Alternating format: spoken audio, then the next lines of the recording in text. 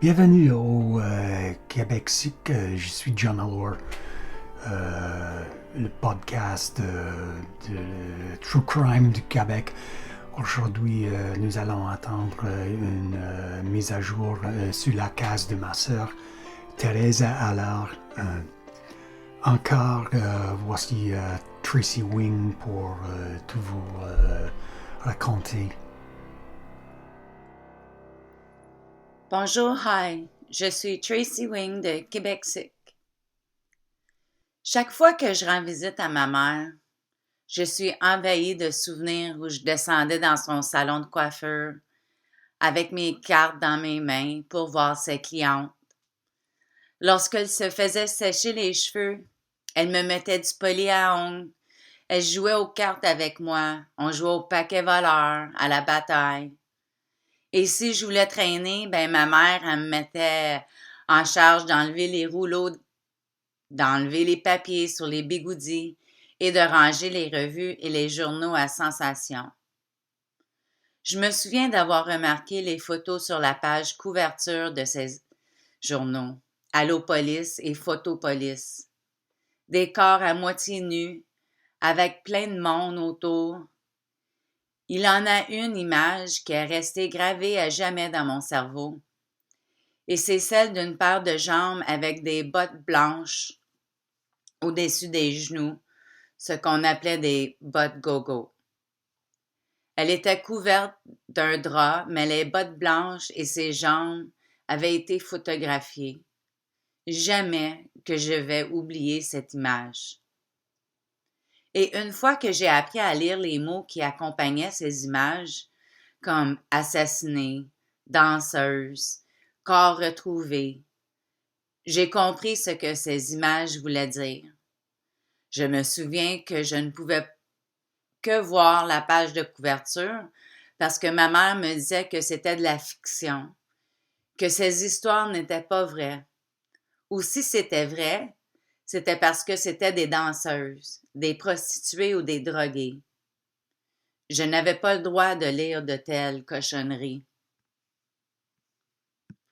J'ai grandi à Stansted, dans un petit village frontalière. Ma mère demeure encore dans la maison avec le salon de coiffeur. Alors, la ville la plus proche de Stansted pour le gros magasinage était Sherbrooke. Et quel plaisir d'aller à Sherbrooke! Nous avions l'habitude de prendre la 143 pour se rendre sur la rue Wellington. Je me souviens, entre Lennox et la rue Wellington, ma sœur et moi gardaient l'heure ouverte pour voir si on pouvait trouver des motards. Je me souviens aussi qu'à l'entrée de la Wellington, avant de croiser la rue King, les clubs de danseuses. Nous n'étions pas de la grosse ville, nous. Et je crois que ma mère croyait que ces histoires dans Allopolis ou Photopolis étaient fausses ou exagérées. Être naïf, naïve, peut être réconfortant quand ces crimes sont loin de votre cour. Je vous ai déjà parlé, dans le balado Folie à deux, de la petite amie de mon frère Carole et de son couteau de poche. C'est pourquoi que je n'ai jamais fait du pouce. À quelque part, je savais que ça pourrait être vrai. J'ai commencé mes études au Champlain College de Lennoxville à l'automne 1989. J'ai obtenu mon diplôme de l'Université Bishop en 1994.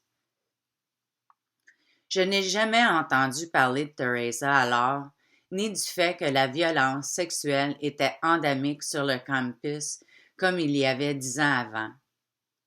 Je n'ai jamais vécu en résidence. J'ai vécu pendant 1 an à Sherbrooke, juste en face de l'ancien palais de justice, maintenant l'hôtel de ville, sur la rue Frontenac, au bout de la rue de Wellington.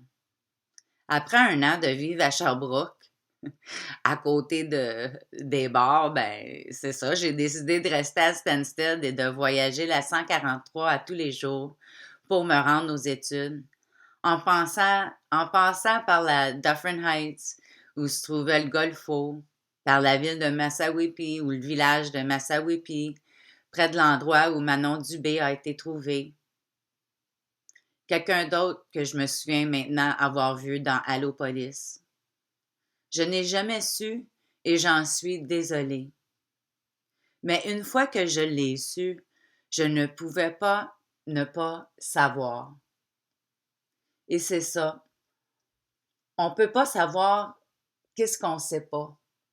Alors, c'est pour ça que les balados sur les crimes non résolus, sur des anciennes histoires, sur des personnes disparues, que c'est important qu'on en parle parce que le temps file, le temps passe, les gens vieillissent, mais ils ont de quoi sur le cœur, puis j'espère qu'un jour on pourrait mettre fin à quelques enquêtes. Alors, moi, j'ai appris l'histoire de Teresa en fin 2017, début 2018.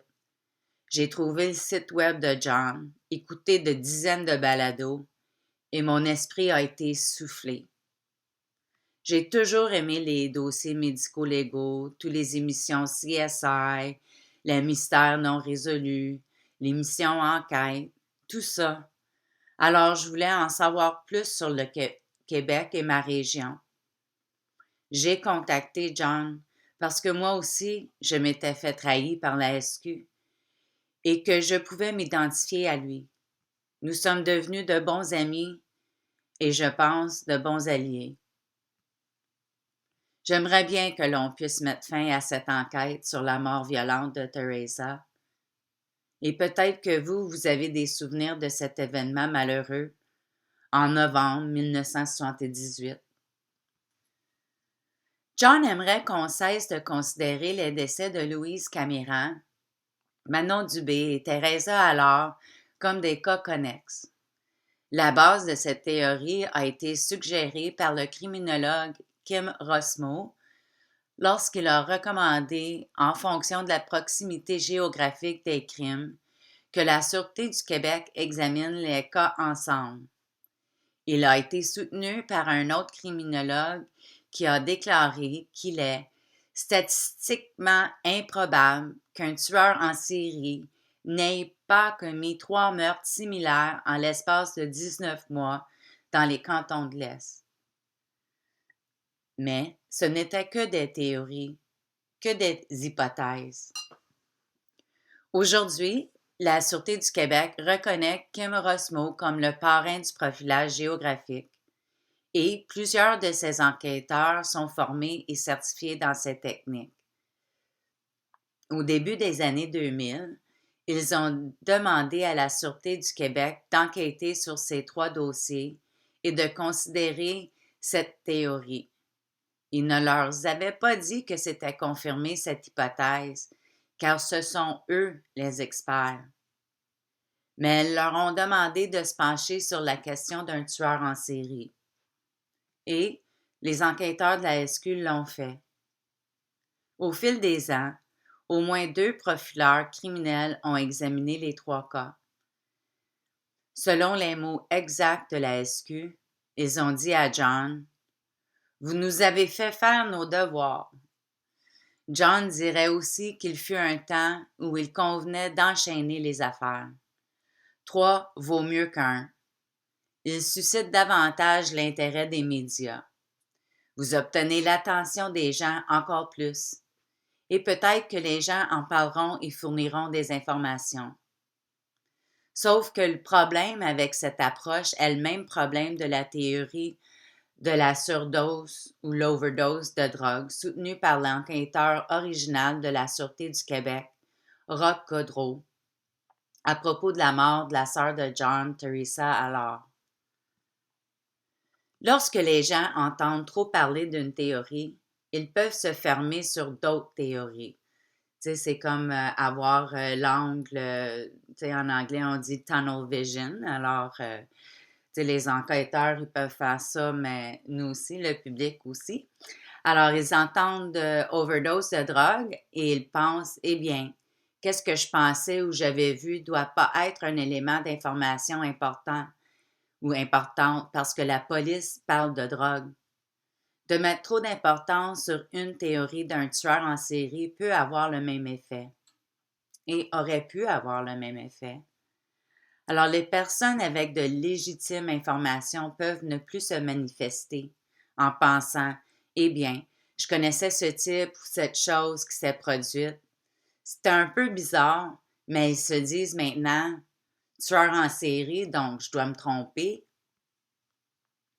Dans l'inconnu, insister sur une seule théorie peut être préjudiciable. C'est l'une des raisons pour laquelle la police est toujours prudente lorsqu'elle s'engage dans des théories.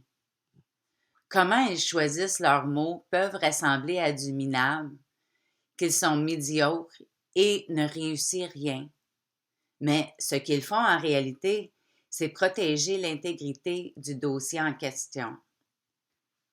John aimerait aussi que vous cessiez de penser à un délinquant sherbrookois décédé et dénommé Luc Grégoire comme suspect numéro 1 dans le meurtre de sa sœur. Ça aussi n'est qu'une théorie. Pour continuer à répéter que l'idée peut avoir le même effet que mentionné ci-dessus, les personnes ayant de l'information crédible peuvent penser qu'ils n'ont pas besoin de se manifester. Et John dit cela parce que depuis la publication de Wish You Were Here, un meilleur suspect a été découvert. Un suspect que John et la Sûreté du Québec trouvent très crédible et vaut la peine d'être poursuivi. Le suspect a été développé indépendamment par John et la SQ. Et lorsqu'ils se sont réunis en décembre 2021 et en comparant leurs notes avec ceux de John, ils ont constaté que tous les deux parlaient du même suspect. C'est quelqu'un qui ressemble remarquablement au profil de Luc Grégoire. Ils ont vécu et ont été impliqués dans l'activité criminelle qui a eu lieu le long de la rue King et de la rue Wellington à Sherbrooke, à la fin des années 1970 et au début des années 1980. Il avait une longue histoire d'arrestations et des délits. Alors les idées évoluent. Et ainsi, comme John a suggéré dans le balado Folie à deux, j'aimerais que vous considériez une autre théorie. Pas celle d'un tueur en série, mais l'idée que toutes sortes de gens s'en sont sortis avec des crimes, donc un meurtre à Sherbrooke à la fin des années 1970. Nous allons parler de Manon Dubé et de Louise Caméran sous peu, mais pour le moment, John voudrait vous donner un aperçu et faire le point sur le cas de sa sœur Teresa. N'oubliez pas ce qu'on a dit dans la folie à deux, que la Sûreté du Québec a reçu un appel téléphonique d'un témoin racontant quelque chose qu'ils ont observé à l'automne 1978. La personne conduisait dans le secteur de l'annexe Compton à l'automne 1978 et ils ont observé un véhicule avec 3 individus à l'intérieur pourchassant une jeune femme qui courait en bas de la route. Alors, s'il vous plaît, écoutez ce que je vais vous dire en gardant cela à l'esprit. Et peut-être une autre idée. On a parlé la dernière fois dans la nuit des longs couteaux que si des membres de gangs de motards comme les Gitans pourraient être acquittés de meurtres qui ont été commis sur la rue King-Est de Sherbrooke à la vue du public, qu'est-ce qu'ils auraient pu faire d'autre et auraient-ils pu s'en sortir? Teresa était étudiante au Champlain College, un cégep à Lennoxville, sud de la ville de Sherbrooke, pendant environ 8 semaines, lorsqu'elle est disparue le vendredi le 3 novembre 1978. Au moment de sa disparition, ses cheveux étaient longs et frisés. Elle venait de se faire une permanente. Alors, les cheveux étaient brun roux, avec des boucles serrées, comme c'était la mode à cette époque. Elle portait un pantalon en velours côtelé ou un corduroy foncé, un t-shirt et un chandail long de couleur beige, presque comme un manteau. Il faisait chaud ce vendredi-là dans les cantons de l'Est. ce qui explique les vêtements qu'elle a choisi de porter pour l'école ce jour-là. Moi, comme vous savez, j'ai grandi dans les cantons, dans l'Estrie, alors c'est sûr, au mois de novembre, octobre, on a toujours des journées plus froides, des journées plus chaudes, alors ça peut être une bonne façon de peut-être se souvenir de ce temps-là, de cette époque-là. Alors, les cours de Teresa étaient à Lennoxville, mais la résidence d'étudiants où elle vivait était dans le village de Compton, à la résidence Kings Hall, à environ 10 km au sud du campus Champlain. Environ 200 étudiants y vivaient. D'après ce que nous savons, ce vendredi était une journée d'école typique. Elle a pris l'autobus scolaire le matin pour se rendre à l'école, à l'annexe. Le cégep étant un nouveau concept au Québec, ils n'avaient pas vraiment bien planifié pour la vague d'étudiants où les loger. Ils ont choisi l'ancienne école secondaire privée pour filles Kings Hall à Compton. Le cégep de Champlain a organisé le transport quelques fois par jour. Elle avait un cours ce matin, le matin du 3 novembre. Elle a vu des amis à l'heure du dîner dans la cafétéria de l'école. Au dîner, elle a dit à des amis qu'elle avait l'intention de retourner à Compton ce soir-là et faire ses devoirs. Vers 18 heures, une amie qui était dans l'un des autobus qui retournait à Compton a vu Teresa à l'extérieur du cégep. Alors, elle a manqué cet autobus. La prochaine autobus n'arriverait pas avant les environs de 23 heures. C'est ce vendredi, le 3 novembre 1978, à 18 heures, que Teresa alors a été vue pour la dernière fois.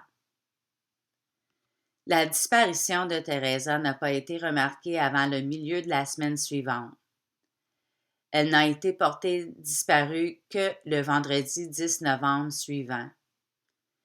Les premiers articles à apparaître dans les journaux n'ont été publiés que 12 jours plus tard, le 14 novembre. Elle a été portée disparue tout l'hiver. Son corps n'a été retrouvé qu'après le dégel du printemps, le vendredi saint, le 13 avril 1979. Un trappeur de Ras-Musquet a trouvé Teresa dans un petit plan d'eau au bord d'un champ de maïs à environ 1,5 km entre Compton et Compton Station, non loin de la station de Compton, non loin de sa résidence scolaire, au fond d'une vallée qui s'étend entre les deux villages. Elle a été retrouvée habillée avec ses sous-vêtements seulement, son t-shirt, son chandail beige, ses corduroys, ses souliers n'ont jamais été retrouvés. Un sac de poubelle rempli de vêtements a été retrouvé au bord de la route, près de l'endroit où son corps avait été jeté. C'étaient des vêtements de femme, mais pas ceux de Teresa. Au début de l'enquête sur sa disparition, 2 chasseurs se sont manifestés pour dire qu'ils avaient vu des vêtements dans les bois à Austin, près du lac Memphremagog, le matin du samedi 4 novembre 1978. Un pantalon foncé et un t-shirt. La police s'est rendue sur le site décrit par les chasseurs, mais n'a jamais retrouvé les vêtements. Teresa a été retrouvée couchée dans l'eau, face contre terre. Le coroner qui est arrivé sur les lieux a noté des marques d'étranglement sur son cou. Environ une semaine après la récupération du corps, le portefeuille de Teresa a été retrouvé sur le bord de la route à environ 16 km le long du chemin McDonald. Le chemin McDonald est situé proche de la route 147, qui est le chemin de Compton. Le chemin McDonald est transversal de la route 143, proche de l'annexe, et le chemin McDonald est un chemin beaucoup moins achalandé que la 143 pour se rendre à Sherbrooke via la rue Belvedere. Le portefeuille contenait tous ses papiers et pièces d'identité. Il n'y avait pas d'argent dans le portefeuille. En raison de la durée pendant laquelle Teresa était dans l'eau, 5 mois et demi, les résultats de l'autopsie se sont avérés peu concluants. Pour une raison quelconque, les marques d'étranglement observées par le coroner de Sherbrooke n'ont pas été observées par le pathologiste qui a procédé à l'autopsie à Montréal. Ils ont pu effectuer une analyse toxicologique complète et a conclu qu'il n'y avait pas de drogue dans son système au moment de son décès. Le rapport d'investigation du coroner déposé en 1983 a conclu que le décès de Teresa était une mort violente de nature indéterminée. La Sûreté du Québec a posé à John une question. Quelle est la preuve qui vous dit que Teresa a été victime d'un crime? John a répondu sans hésitation, le portefeuille.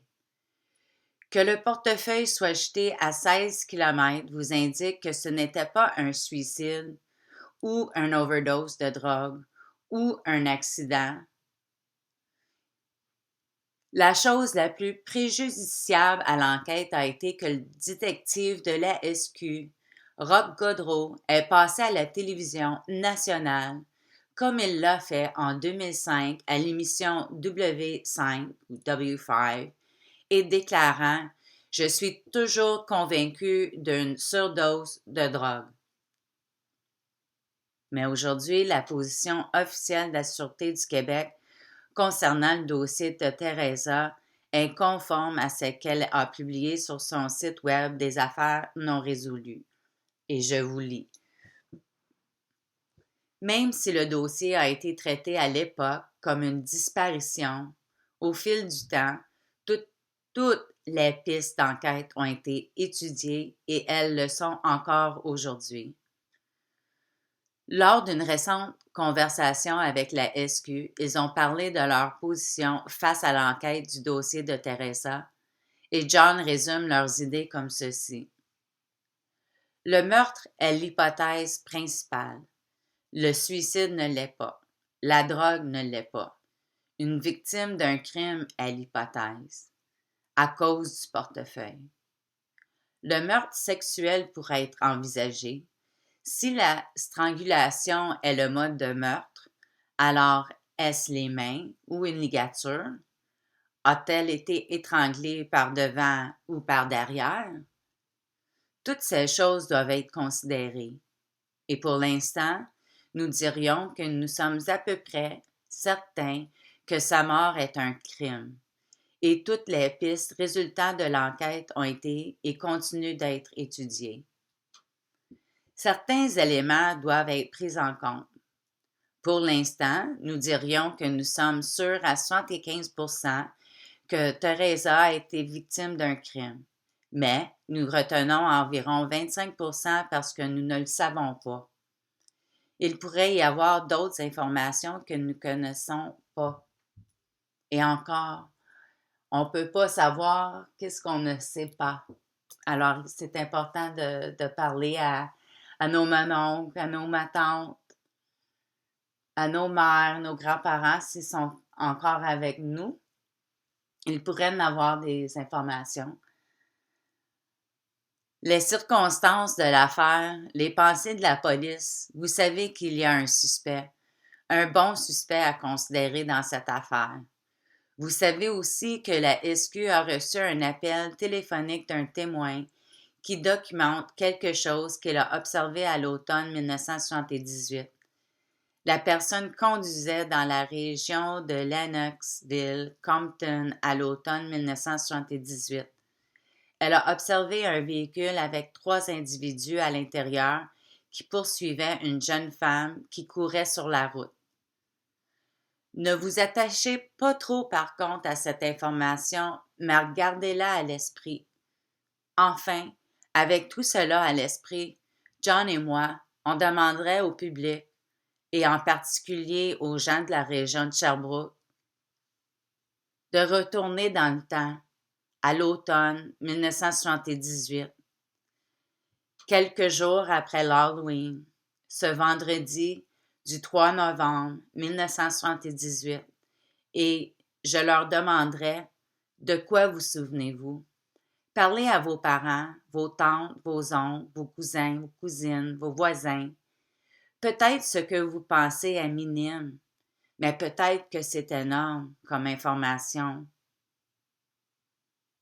Et s'il vous plaît, si vous connaissez quelque chose, contactez la SQ au 1-800-659-6264 et vous pouvez visiter le site web de theresaallard.com, TheresaAllore.com. Je veux vous remercier beaucoup pour cette attention. Ça n'a pas été facile pour moi de vous conter cette histoire. Ça ne sera pas facile pour moi de conclure, alors je vais vous laisser là-dessus, puis je vous remercie beaucoup et au revoir.